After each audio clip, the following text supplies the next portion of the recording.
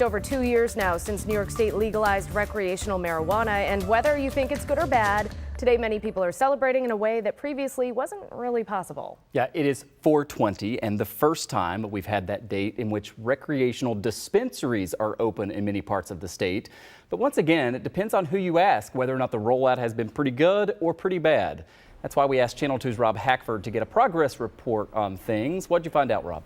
Yeah, Kelly and Michael, while those critiques exist and they're valid, the Office of Cannabis Management is celebrating their many accomplishments and are also admitting that some things could have gone a little differently. While there are 8 recreational dispensaries open across the state, none in Western New York so far. OCM Executive Director Chris Alexander told me this afternoon their focus is getting more places open. A look at the numbers now. The state has licensed 290 small farmers, 40 businesses to process, 165 retail dispensaries. The biggest challenge right now is the illicit market, which is most of the shops open around the state, and enforcement as well. That's one of the reasons the state launched a Buy Legal campaign this week focused on protecting local farmers and eventually in Western New York legal operators.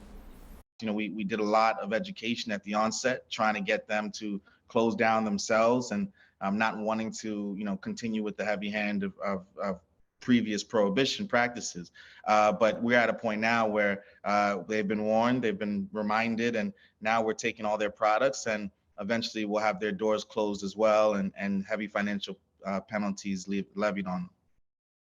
Yeah, they're working to recover some of the space that's been taken up by that illicit market. One area that Alexander, as well as Assembly Majority Leader Crystal Peoples-Stokes, told me is a big part of getting legal cannabis off the ground has been increasing law enforcement involvement.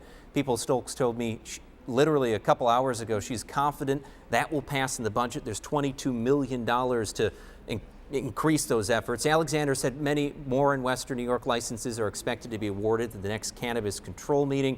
Right now we only have 4, but he said delivery services will likely be online before that and before an actual store may exist in Western New York.